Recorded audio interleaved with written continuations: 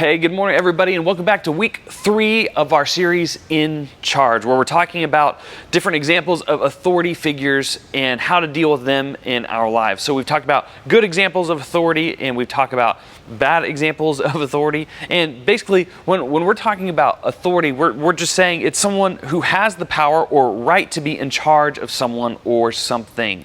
So there's always going to be examples of people who are in positions of authority or power who are in charge of certain areas of our lives. And sometimes those are going to be good examples, and sometimes they're going to be some not good examples. And we have to figure out how we're going to deal with all of those in advance before we're faced with them, so we know how we're going to respond in the most honorable ways possible.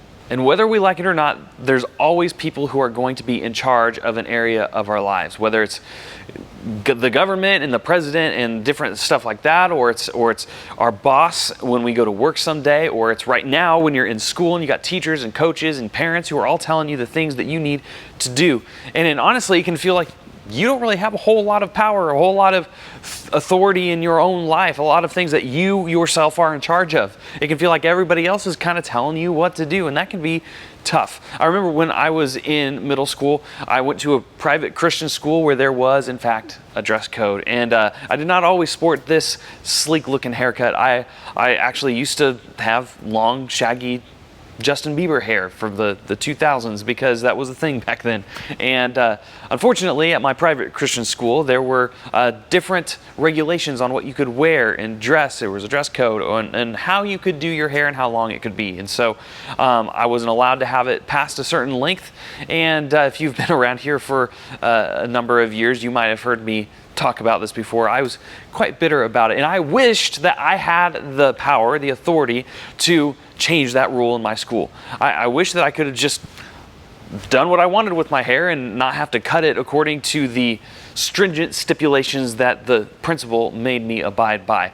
And it was frustrating for me at the time. And when I was your age and people were putting these kinds of rules on me, it frustrated me, and it felt like, even in such a small thing, it felt like I just didn't have control over anything in my life. And it's a frustrating place to be. Now, it may not seem like a huge deal to you, like I said, but for me, even something as small as a haircut that I could just be in control of was a huge deal. Like you, I imagine there's things that you wish you had a little bit more control of and a little bit more of a say in as far as what you are and are not allowed to do. You probably wish that you had more screen time or more access to more apps without having to take your phone to your parents to give you the password to allow you to download whatever it is everybody else is doing right now. Or maybe you just wish that if you wanted, you could just choose to, I'm okay with C's and D's. I'd just rather, play Call of Duty, or I don't know who still plays Call of Duty anymore, but like Minecraft or Fortnite or whatever it is that you guys are into right now. And you just wish that you could make those decisions for yourself, that you could choose what you want to be responsible for and not responsible for, and bear the consequences of it, and not have anybody breathing down your neck telling you, no, you have to meet this standard, you have to do it this way. And I know that because I was once your age, and it's tough when you don't feel like you have the autonomy to make the decisions that you feel like you're capable of making, when it seems like everybody else is in charge of you. But what I want to talk about this week, because we've talked about good examples of authority, we've talked about bad examples of authority, and we both have a mixture of both in our lives. But what I want to focus on and talk about this week is the reality that you actually have more control and you're in charge of more things than maybe you actually realize. You, right now, as a middle schooler, actually have a lot of things that you're in charge of and that you can make decisions about. Don't believe me? Well, why don't you take those pieces of paper that you have either under your chair or that your leaders are passing out, and let's just test this theory and see how much control you do actually have in your life. So for this, I'm going to bring my my little helper over here, which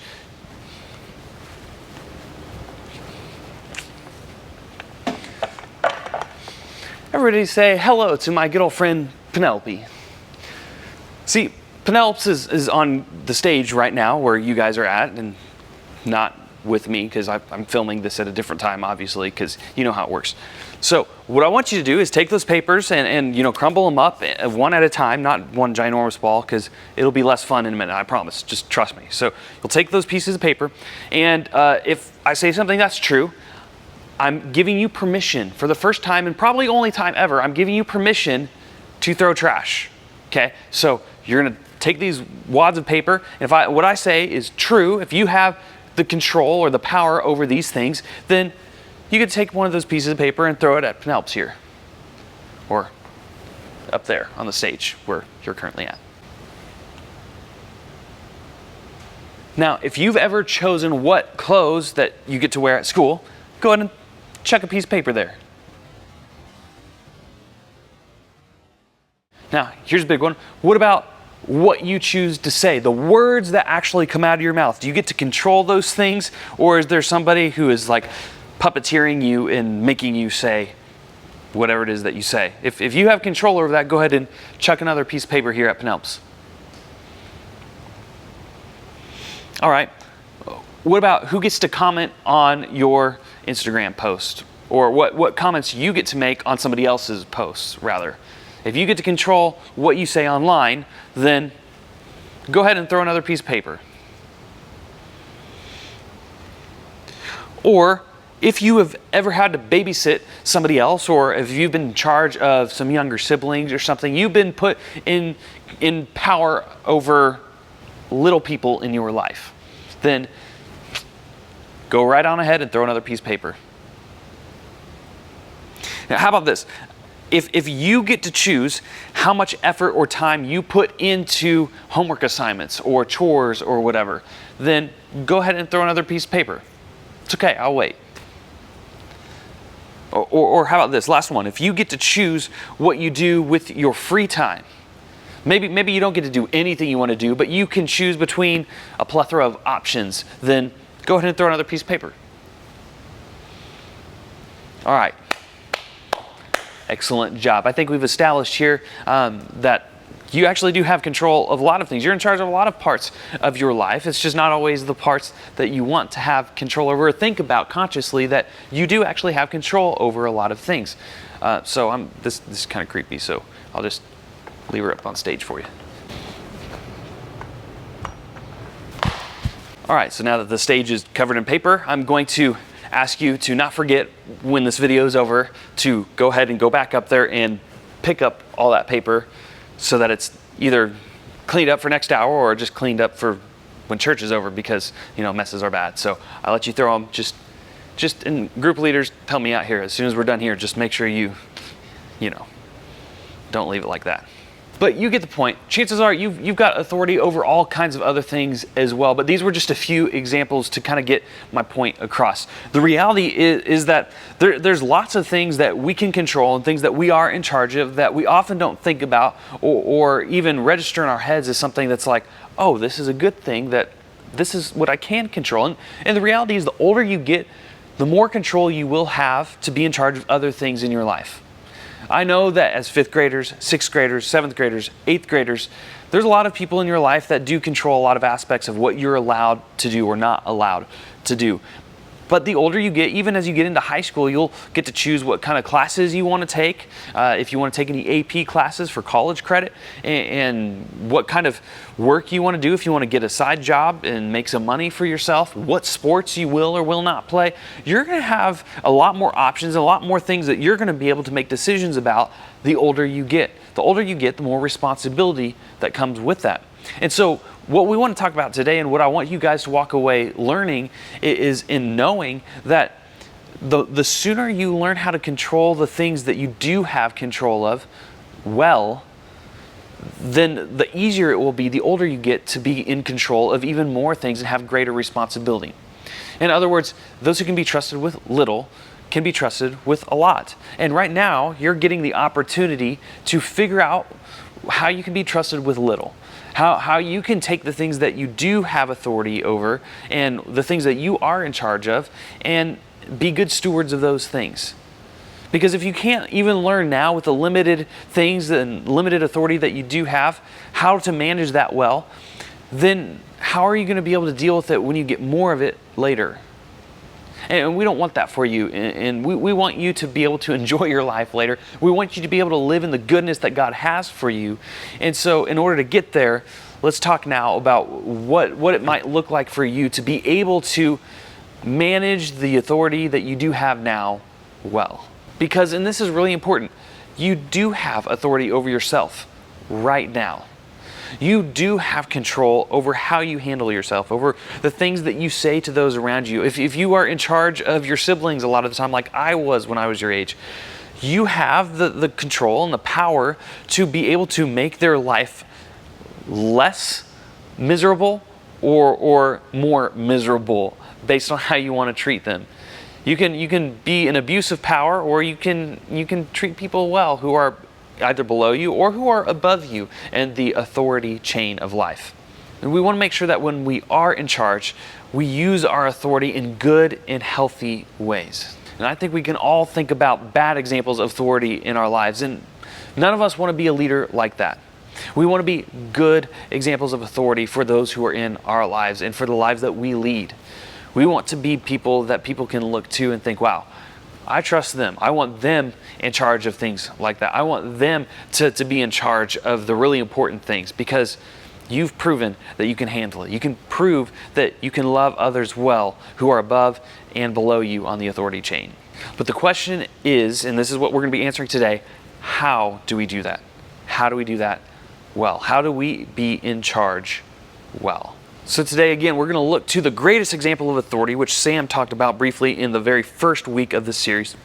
We're going to talk about Jesus, because Jesus was the best example of authority. And while he was on earth, he was different. He treated those below him in authority better than, say, the religious leaders of that time, like the Jewish Pharisees.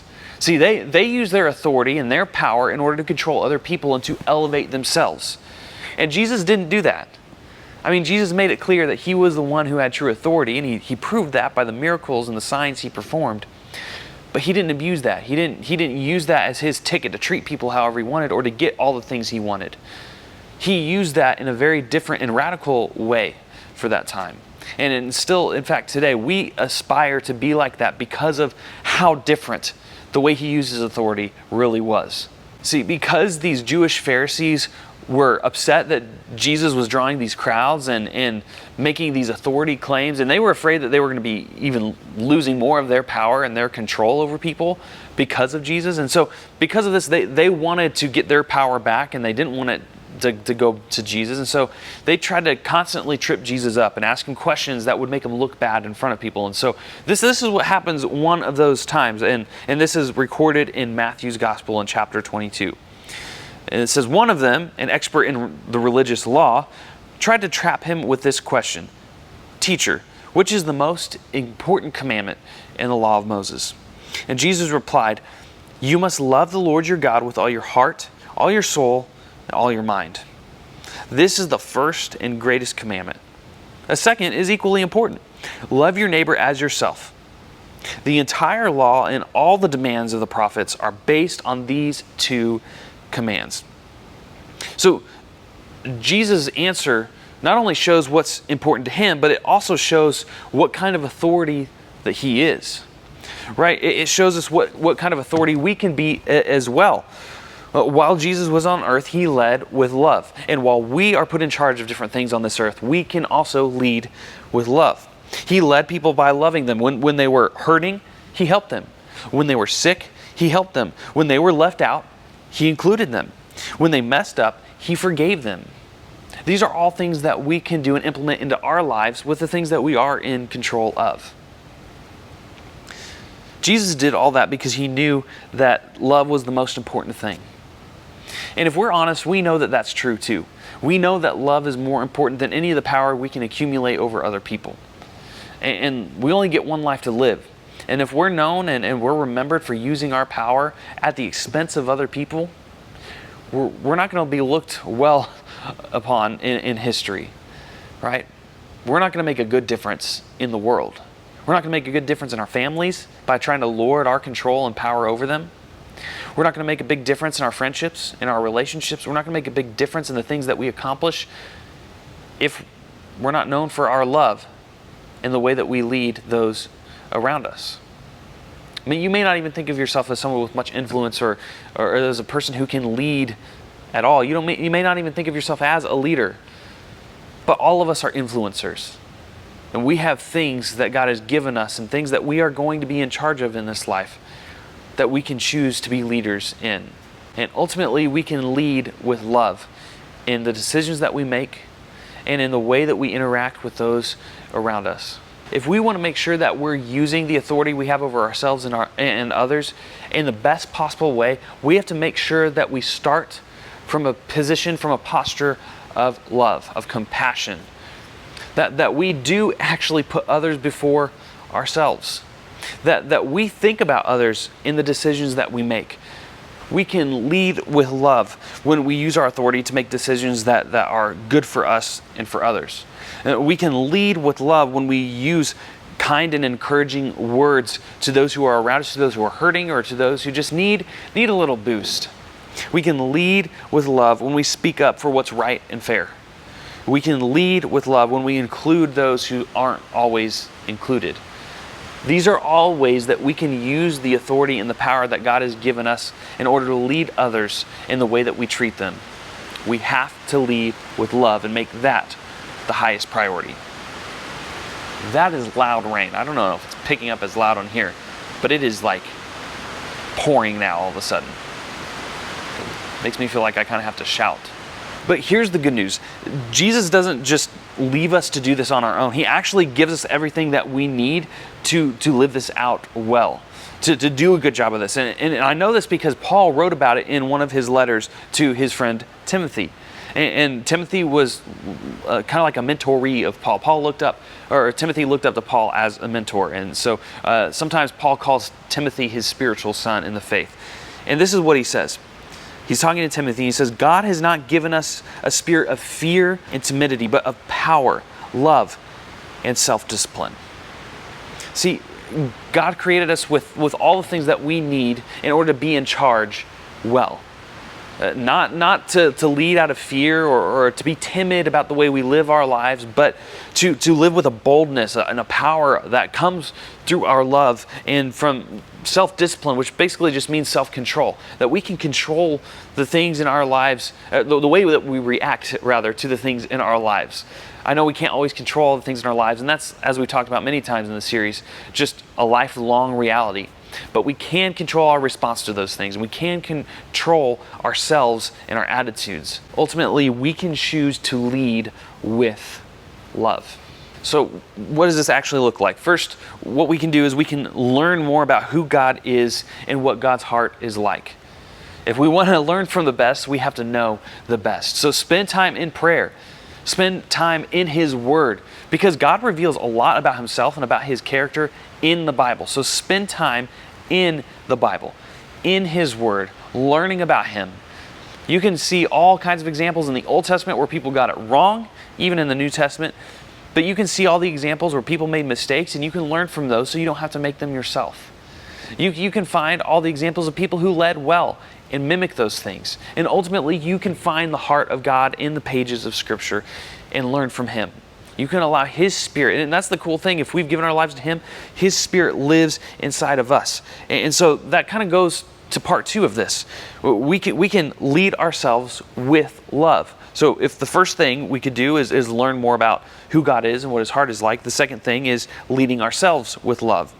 And I know that sounds a little bit confusing, but we kind of have to make sure that we're good with God if we're going to be good with others. And so we can lead ourselves in love by the decisions that we choose to make for ourselves. We can choose by making good decisions, not only because they affect those around us, but because they are what is most healthy for us. We have to take care of ourselves. We have to make sure that we're right with God. We have to make sure all these things. Some of that is just very practical. Get good sleep, right? Eat good food, nutrient-dense food. Protect and guard what we allow into our minds and what we think about and dwell on. These are all things that we can do to help lead ourselves with love. And that will help us to be able to make sure we are in the right mindset, that we are more in tune with God and with His Spirit living inside of us. And That's a really important key aspect to utilizing the authority that we do have in our lives well. And that will very directly lead to the third thing. So the first was we can learn more about who God is and what his heart is like. The second is we can lead ourselves with love, which is what we just talked about. And finally, we can lead others with love. If we learn how to do this well in our own lives, it'll be that much easier to extend it to those around us, to extend it to other people. We can honor our parents even when we disagree with them. Kind of like what we talked about last week with David and Saul. David chose honor. We can choose to honor those in positions over us, and we can choose to honor those in positions lower than us as well by treating them well and by leading in this very love. Rather than putting people down when they make mistakes and making them feel even worse about themselves, we can encourage them, build them up, and extend a hand and say, you know what, I've made mistakes. I've done things I regret too. I still love you. I still care about you. Let's take one step at a time and move forward together. See, how much easier would it be if somebody did that for you? If they just made you feel secure in yourself, even though you've made mistakes, and still encouraged you to carry on and be a better version of yourself. Why don't you be that for other people? And that is how you lead with love. You bring out the best in other people and those around you. We can lead with love. The way we know God, the way we lead ourselves, and the way that we love others. Lead with love. Each and every one of us, whether you feel like you have the capacity to be a leader or not, each one of us, if we have God's Spirit living inside of us, is a leader. We are leaders, and we have to own that if we are going to take the influence that God has given us and mold and shape the world into a much better place. Not just the world in general, but also our individual worlds, the people that are around us, the extracurriculars we're involved with, the different things that our lives interact with and overlap with. We can make all those areas better if we lead with love. It's no easy task, but it will absolutely change our worlds. It'll change Victory Christian Church. It'll change the student ministry environment. It'll change your schools. It'll change your homes, your family life. And it can start with you. You have that power. You have that authority. You have that ability because God has given it to you through His Spirit when you accept Him as your Lord and Savior. And if you've not made that decision, if you've not made Jesus your Lord and Savior, then I encourage you to talk with a small group leader today. Make that decision. Maybe you've made that decision, but you're waiting for something momentous like Camp Allendale or something powerful moment to step forward and make the decision. Don't do that. Don't wait. Don't put it off. If you know that that's the decision that you want to make, step out and do it. That's my encouragement to you. As you guys get ready to turn into your small groups, and as I wrap up this video, go and clean up all that trash. But then think about this question. Who is someone you know who leads with love? Think about that person. Paul said, follow my example as I follow the example of Christ. Who's the person whose example you want to follow as somebody who leads with love? Now, I will leave it up to your small group leaders whether you want to go and pick up all that trash right now or wait until after group time. But I'm going to just pray for you real quick. Even though I know this is on camera, go ahead and bow your heads, pray with me, and then you'll be dismissed to your small groups. Father, you are such a good and awesome God, and we love you for not only the things that you've done for us, but we love you because we believe that you are a good and loving God, that you have firsthand showed us what love looks like and what it means to lead with love through your Son, Jesus. When you took on the flesh of this world to leave the comforts of heaven and show us and interact with us and relate with us, you came and showed us who you really are. Help us to have faith in that version of you, the version that puts other people first, that serves and leads through service. Help us to encourage one another with our faith. Help us to build one another up and to carry each other's burdens. Help this place to just be a place that radically changes the world for the better. It's in your precious Son's name that we pray. Amen. I love you guys. That's my prayer for you. I hope you make that your prayer for yourselves as well. And the rain is just coming down harder and harder, so I don't know how well you can hear me, but I love you. You're dismissed to your small groups.